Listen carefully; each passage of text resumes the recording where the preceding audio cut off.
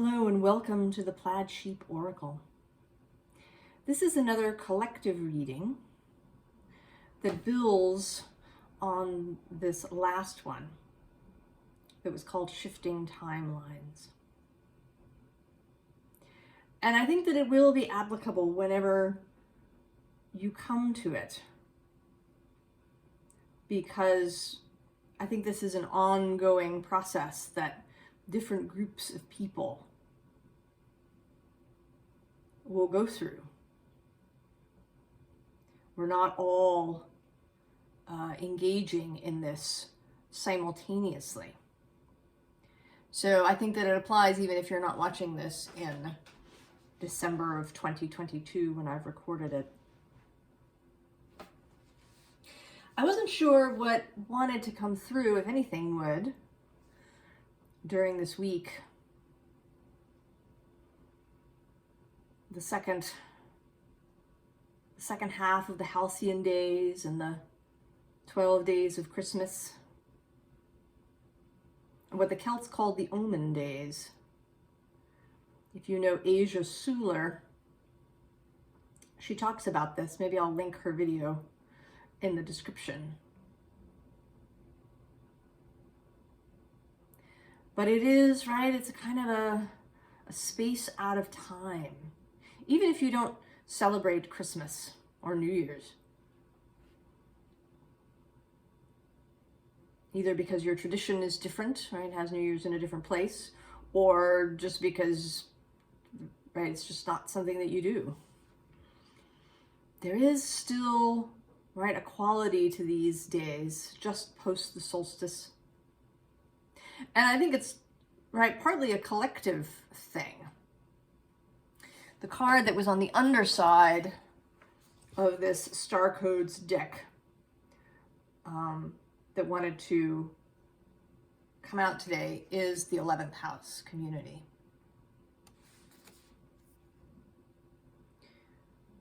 So I believe that one of the reasons that astrology works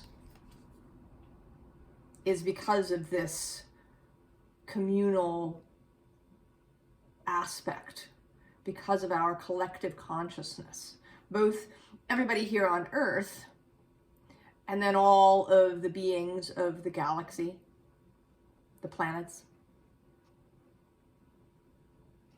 the other souls, our fellowships in the non-physical. I think that the, right, this zodiacal system that we have was kind of, right, that we sort of co-created it together. That the people who originally started to develop it, you know, they received information. They were channeling. Whether any of them knew it or not. And then our, right, the myths and stories and archetypes that we've created for our species, for us, for this world, they might be quite different on another world somewhere else. Kind of came together. And so there is this consciousness of this wider community.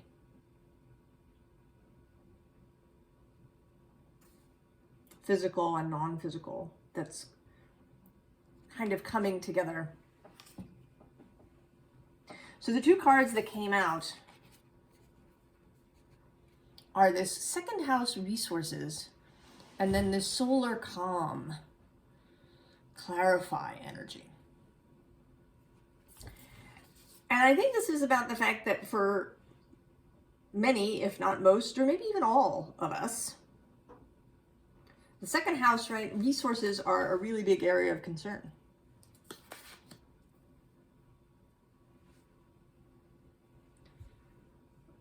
That's a thing, isn't it, right? If you wanted to do something unconventional with your life, to be, you know, an energy healer or a tarot card reader or an artist or an author or a musician,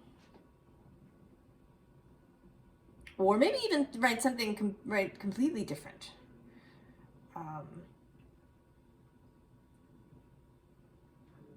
You know, someone like Peace Pilgrim who walked across the country with nothing, right? She relied on the kindness and the resources of others. So how, right, but we worry about that, right? Because money is important.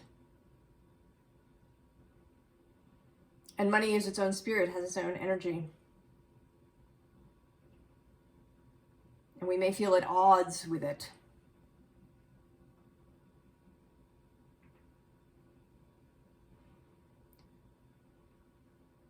So where are the resources coming from?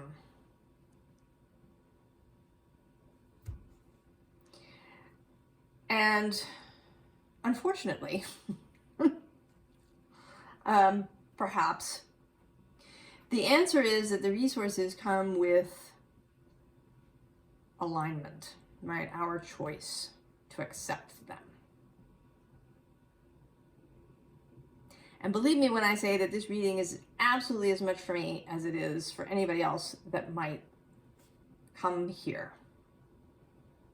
I have a Taurus stellium, Cancer rising. Having enough resources is something that has occupied a lot of my attention in my life. So this process of changing how I see these things is very much, right, it's very much still happening. I am absolutely right with you on this journey that we are having.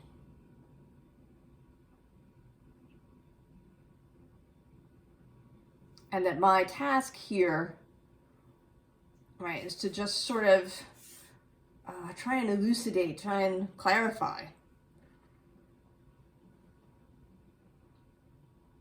this journey and how we can move forward through it.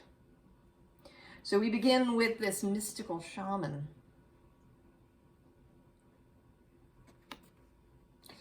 And I think he's sort of absolutely all it is.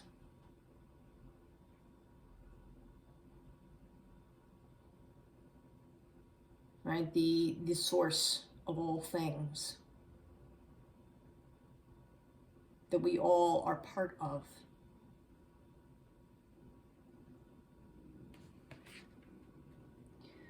Showing up here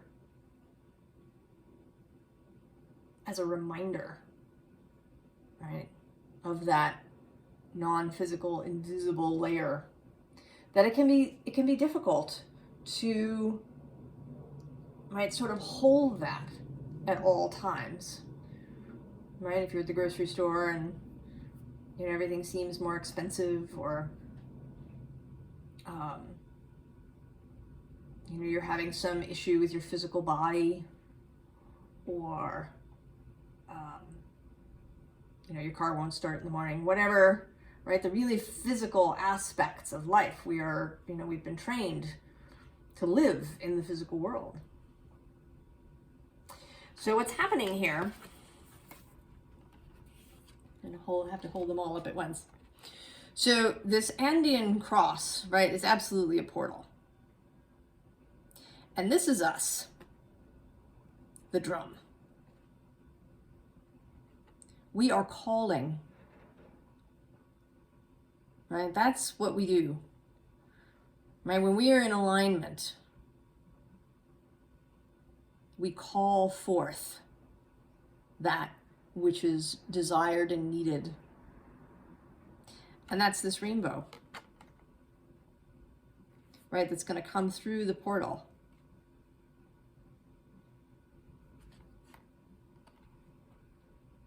Right? To go from a non-physical place, right? What you, if you watch Abraham Hicks, they would call it the vortex, right? Your escrow of stuff ready to come in.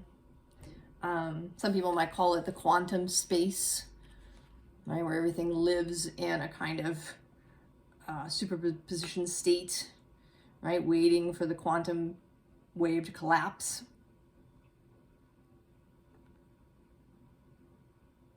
But whatever you call it, right? This is the deal. It needs to be called by us.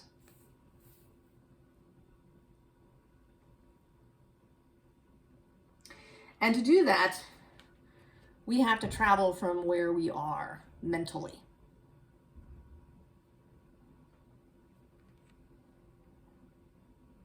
And emotionally.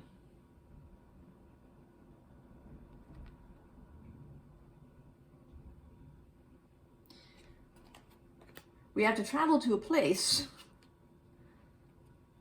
where there is this abundance, this happiness, this overflow of everything. And, you know, this doesn't mean, right, that we live forever or that nothing ever goes wrong, because we need those contrasting things, right, in order to have a desire to move forward, right? And also, right, we can't live forever. I mean, that might get kind of boring, actually, right? If we had to keep this life forever and ever. And not come back in different ways as souls, right? And so there again is that soul perspective, right? This life that we're in, this mind that we're in, it will cease to be at some point as it is, right? We die. But all of those memories remain with the part of us that is eternal. And some of it is, right, is coming to grips with that too, as part of the non-physical aspect, to accept that.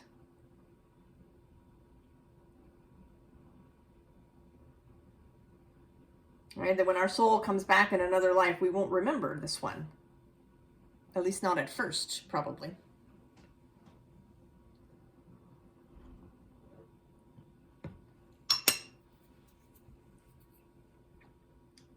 And that's so that we can have, right, other experiences. And that all of these lives, right, that each of these new adventures is important and dearly loved, right? It's not, you know, sometimes people compare it to a video game and you know, pump in another quarter, but that, I think, is a reduction and, right, it's making this physical life very superficial, and I don't think that's true.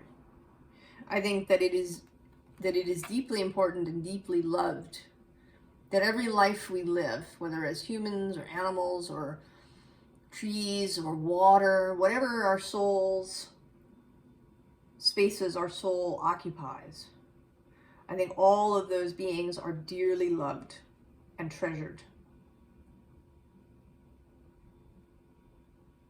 We treasure each life that we live.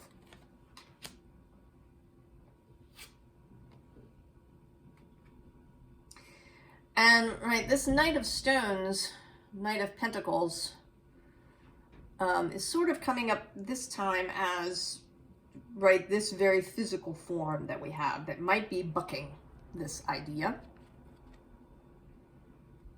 Right, that might be, you know, saying, I see all these things around me, all these physical things that are crappy and I don't like. You know, there's that constant pain in my knee, and you know, I'm nearsighted, and you know, I live in a, you know, tiny apartment with no light in it, or, you know, my bank account is empty and I'm, you know, sort of living from moment to moment.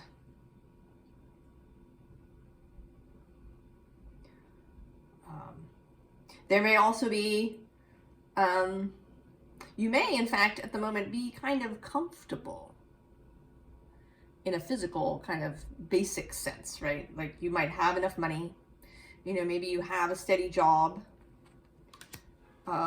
that you're doing that pays all the bills. And there's a part of you that doesn't want to leave that. That doesn't want to leave what's been working to keep you alive.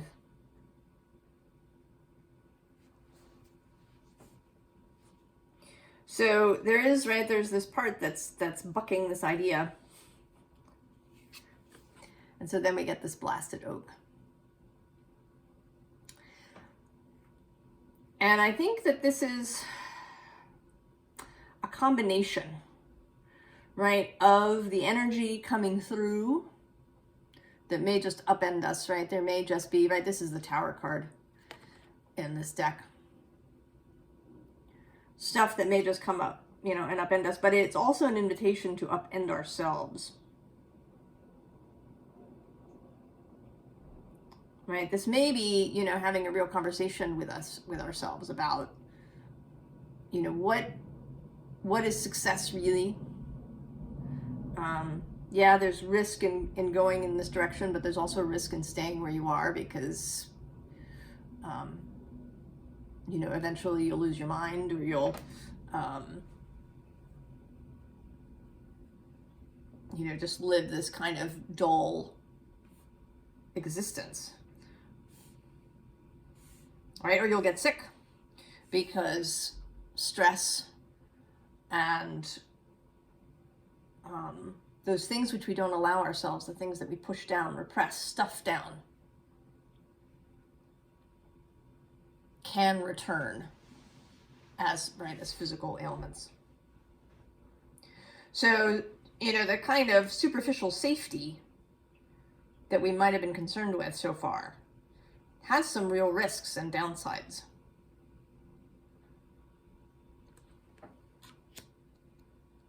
But if we can, right, if we can leap from the tree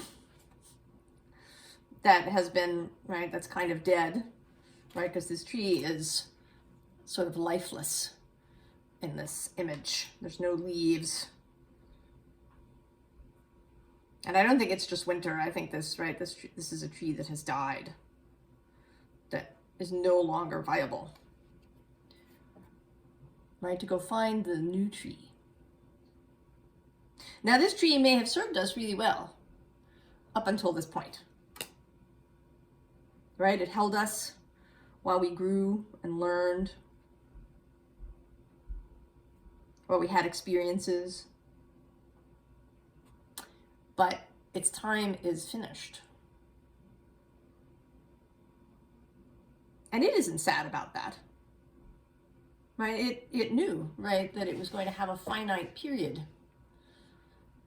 and that you would move on to a new tree, a new core of our existence in this world tree. There's a Libra, I think, video I did a while back called Taking the World Tree With You, that is about this maintaining this consciousness of the non-physical and invisible world that we can't, right, that we don't see normally. Keeping the consciousness of the metaphysical, the spiritual, as we move about our daily life. And that's kind of what this tree is about, right? That this view becomes infused into all the aspects of our life. We tend to, right, we categorize things because, right, it can be simpler that way. It can help us organize ourselves and what we do, right? So we have work and we have home and, you know, maybe we have romance or we have friendship. We have, right, we have categories of things.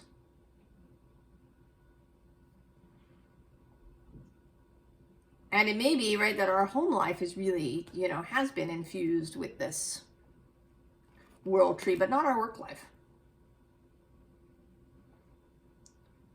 Because, right, that's a separate thing, right? That's, you know, it's our job. It's where we go. It's what we do to make money. It's the worldly thing. But what's wanted in this transition is a connecting up of all of these parts. Right? That it's not about, you know, having to create a work-life balance. It's about creating a life where these things move in and out of one another naturally.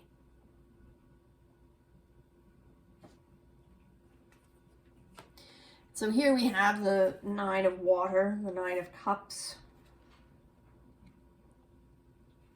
Emotional satisfaction. Right? She's got this giant diamond and she knows it.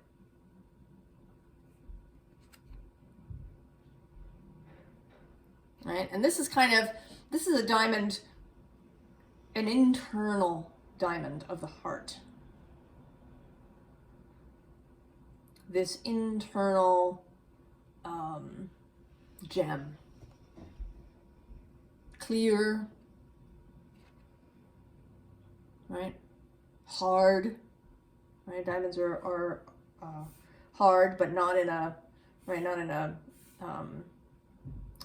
painful way, right? But in a eternal way, right? Right? You can't just, you know, cut a diamond with anything.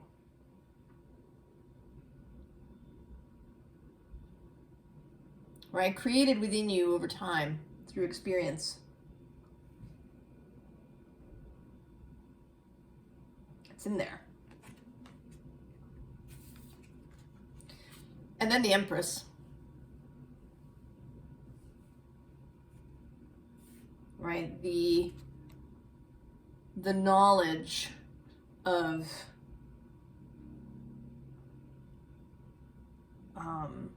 affluence, of things growing, of being able to harvest what you've grown, of standing securely, knowing that these things are here, that what you have is enough. Right? That you don't need, in fact, right, to accumulate $1 billion in the bank.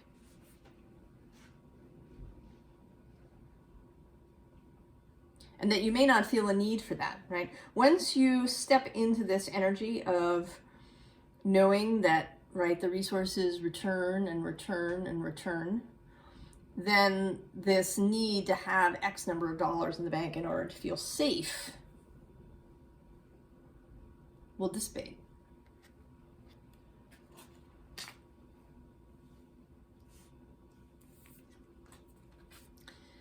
And then we have the Six of Fire, which I think, right, is about passion. About being able to take off, to create, without this sort of constant weight of wondering, well, you know, if I go off and do this thing I really want to do, will I starve to death? Right? Will I not be able to, you know, will I be forced to go back to the desk job that I hated? And I also want to point out, right, because maybe you're thinking, well, how will the world function if nobody's doing the desk job? And the truth of it is that not everybody's coming on this trip with us. At least not in this lifetime. I don't know if we'll get to a place someday where the entire world is really, where everybody in the world is really in alignment with Source, with their inner guides, and where, you know, there's just enough contrast to keep things going forward, but where nobody is deeply unhappy and nobody is living in poverty. I don't know if we will get there. Or if there will always be those who live out of alignment, because that's their particular process, their journey, their desired experience this time around. It's difficult, right? We want everybody, right, to be happy, I think. I think we do. Right? We want everybody to feel joyful, to feel like there is enough, to feel like they can, express themselves, that they can have the feelings that they have and the thoughts that they have.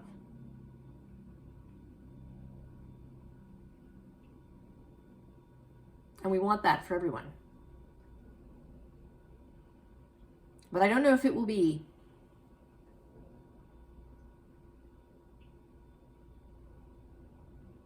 It may be that in every generation, there are, perhaps there's a few more people every generation, right? We start with 10, and then maybe there's 15, and then there's 20, and so on, who really live in this aligned space. So that perhaps, right, at some point, the majority of the world will be that way. And I can certainly hope for that. But the deal here is to not get yourself spun out about everybody else. Because that won't help them, and it won't help you. But if you move in alignment, then you will be,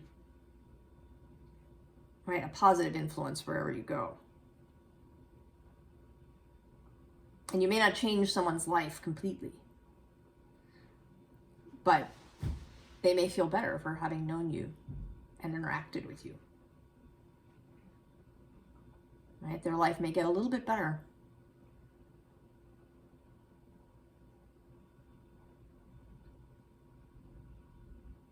And it's okay, right, to be happy, to be joyful. It is, in fact, desired, right? If you're here watching this video, then this is, right, this is a challenge for you. To choose to be joyful, to choose to walk in your own timeline. And as I understand it, the timelines are not, right, walled off from each other, right? They're not entirely separate. They sort of exist on top of one another, right? So you walking in your timeline can meet up with somebody who's in a different one. And you have an experience with that person that's in accordance with yours, right? If you meet people and you have a good interaction with them, and that's how you exist in your timeline, then that's what will happen.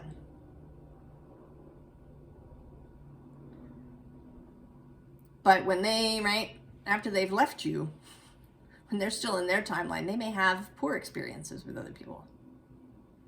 They may even feel poorly after touching your timeline just because it feels different. Or they may be inspired. Right? It's all dependent upon them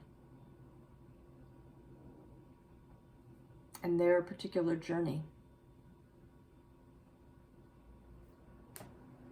So we have this 7 of water. And, right, this is choices, right, to be made. It's also, for me, the card of guidance, right? That these are all the beings that we can call upon for emotional support, for information, for guidance, for help in making a decision.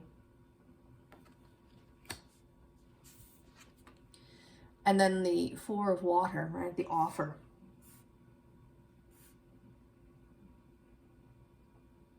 That we want to accept. That we want to, right? We want to take the chance. right? The fives are about change. So the five of air, I mean, it can be about conflict, but it can also just be that you've changed your mind, that your mind changes, your thoughts change after you've accepted this invitation.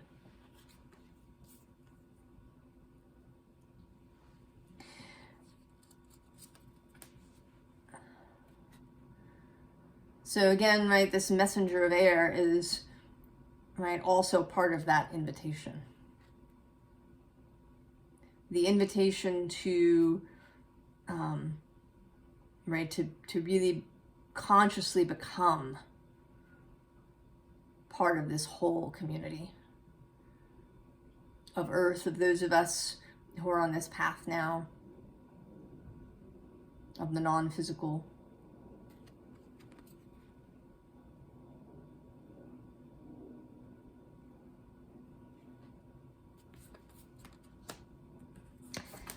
Right, to walk away.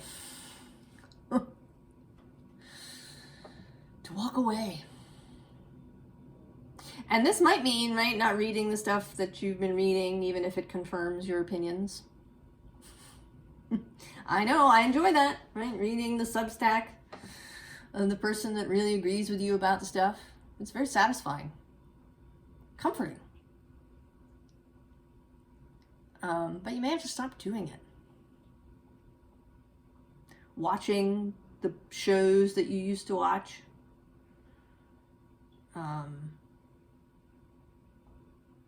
Interacting with people in the way that you did.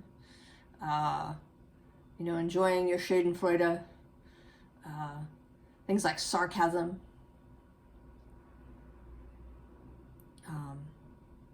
Self-deprecation. That's absolutely something that may need to be left behind. You know, it doesn't mean that you lose your sense of humor, because you need that.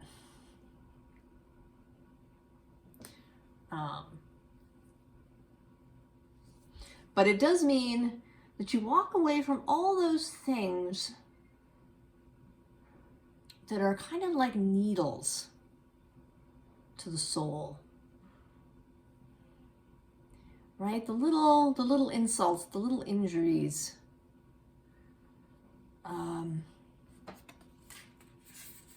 The little pricks to the soul that can wear away, right? That can cause you to contract. That can cause your heart to be sad.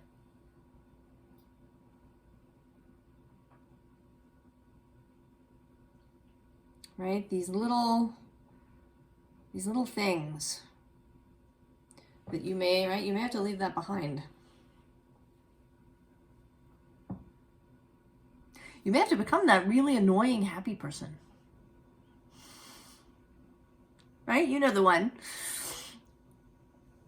who maybe you've occasionally wanted to poke or even punch in the nose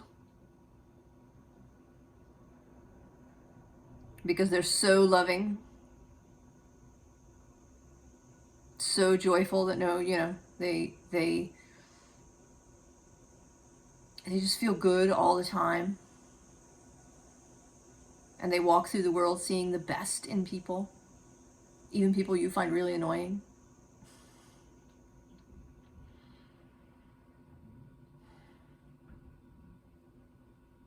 You might have to become that person.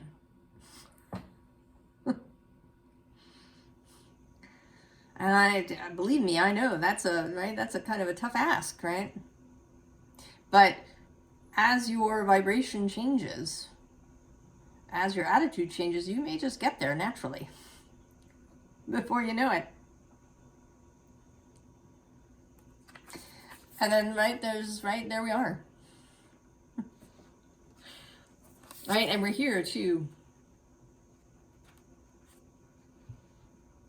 Right, this is kind of us with all of the non-physical too, right? The council of all beings, right? With Earth, right? With all the animals and the plants and the water and the stars, and right, with all of those beings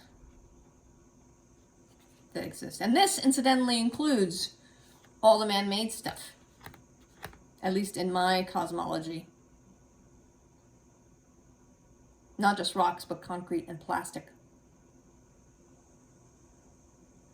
They all are part of the animistic view of life in everything. We didn't pull those things out of some universe where there's no life.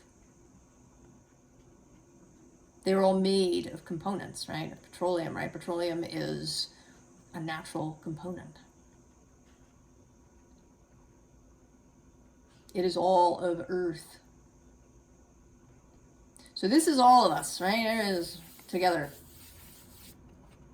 And then this is more like our human collective, right? These are all sort of the same animal there, traveling together. And we all have, right, if you've read anything about wolf packs, you know that different wolves have different jobs, right? There's the sort of the patriarch, and then there's the matriarch, and then there's various members of the pack who have kind of different roles. And so it is with us, right? We're not all going to be, you know, perhaps, astrologers and energy healers, because we need other things, right? We need architects and engineers and doctors and nurses and accountants and investment managers and construction workers and carpenters.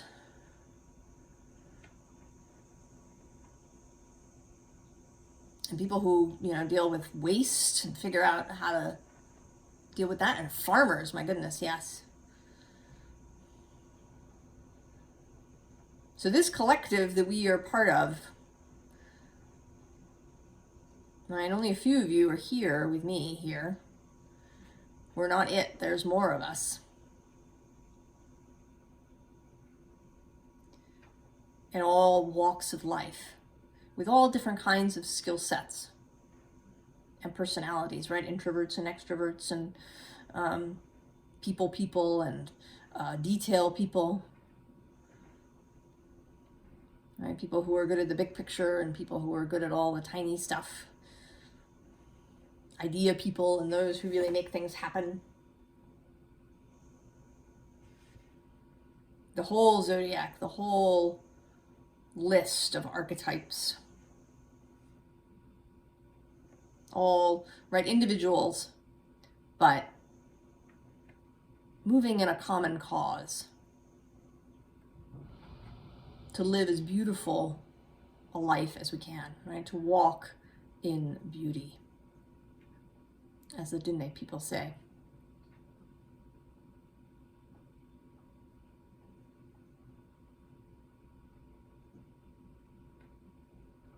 To walk in beauty. It's one of my favorite expressions because it's so, right, it's so evocative, right, to move through your life in beauty. Or as John O'Donoghue would have it, to look at the world with a loving eye.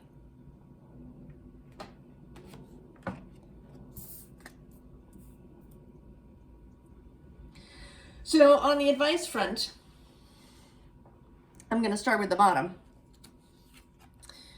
All right, when we're feeling, right, this sense of not knowing what to do, maybe feeling frustration that things are not happening,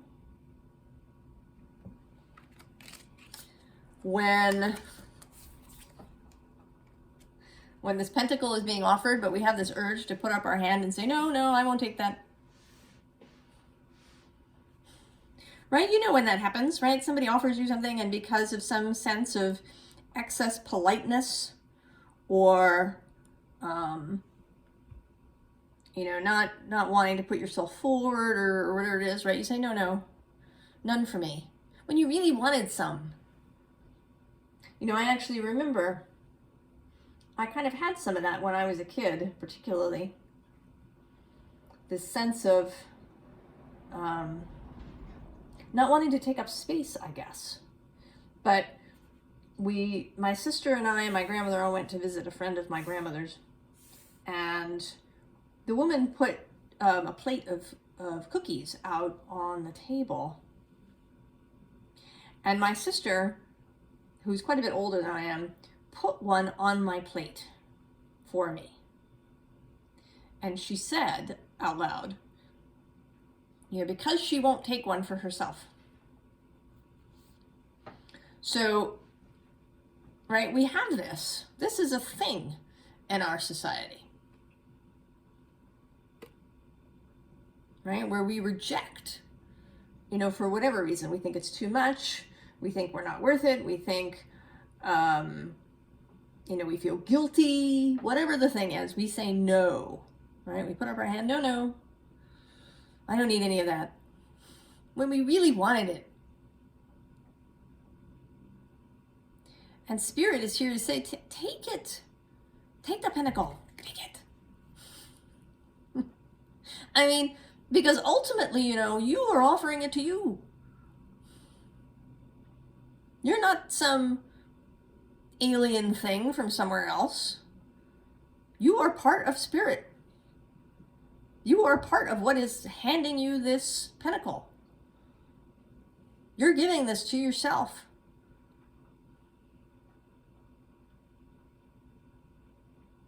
Right? Nobody is being put out. Nobody has to do without because you have this, right? They may do without because of their own thing, but it's not because you've been given this.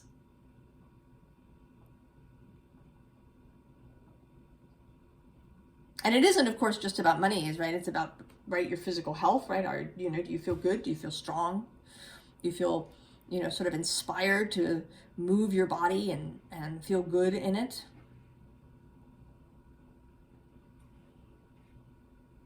Do you feel inspired to go out in nature? Do you have, you know, beautiful things around you, right? Do you live in a pleasing space that feels good, right? It doesn't have to be filled with stuff for that. You might like it really spare, right? You might have a shaker sensibility.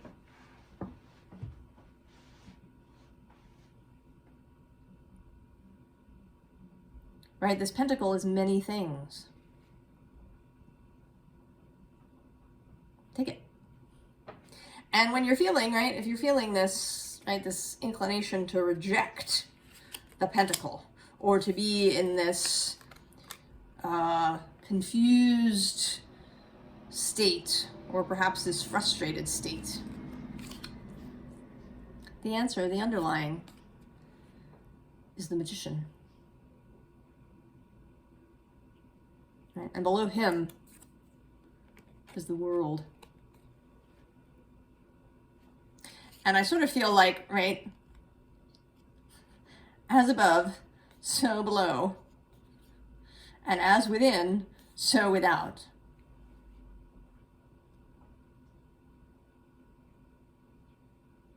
And it's that as within, so without that's actually the most important in this context. To remember who we are.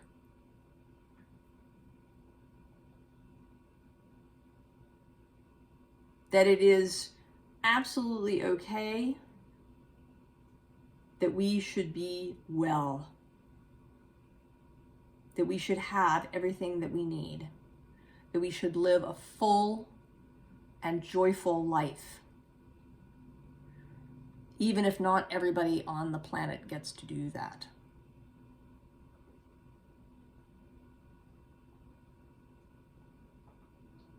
Because in this life, which is what matters in this moment, this is what is happening in this life. Right? You may have another life where this doesn't happen. But in this life, which is what we're talking about here and now,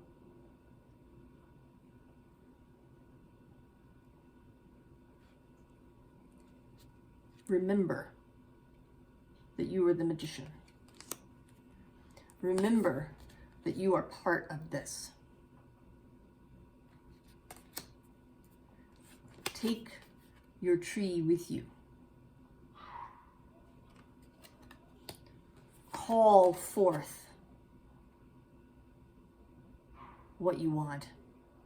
And I know that this can be a little tricky too, right? Partly because we're seeing things here every day, and it can be hard sometimes to hold a vision. It may also be, right, you may not have a lot of time in your day, perhaps, to sort of sit and be in this new place. And you may have to get over, right, your internal reluctance to do it, right? When you sit down, perhaps, to envision this new place that you want to be in, right, all sorts of interruptions may occur. Right, your mind may wander. And you just have to sort of start over and over and over. Every bit of time spent in the new space is to the good.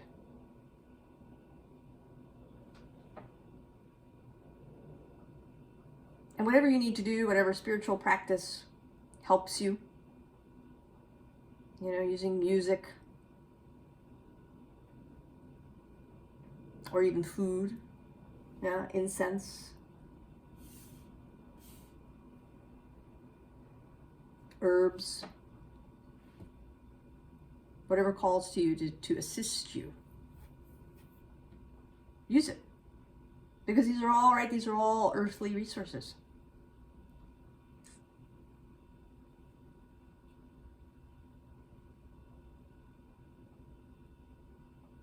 So, right? I'm kind of having trouble stopping. I think that I am going to stop here and say, this is sort of this installment, right, about accepting the good earthly stuff. Money, resources, health, beauty, things you love, time with friends, perhaps, is in that list, right? Physical touch, sex, sexual energy, just a really good hug on a regular basis. Accept these things. They are freely offered. No strings attached. Except that you have to take them. Right? You have to be willing to take them and to love them and to accept them freely and joyfully. To appreciate them. Right? Really feel appreciation for the beauty of the world. And for your ability to move on this path forward. Appreciate yourself. So I will see you in the next video. We'll see what else may come up about this journey as we go. So long.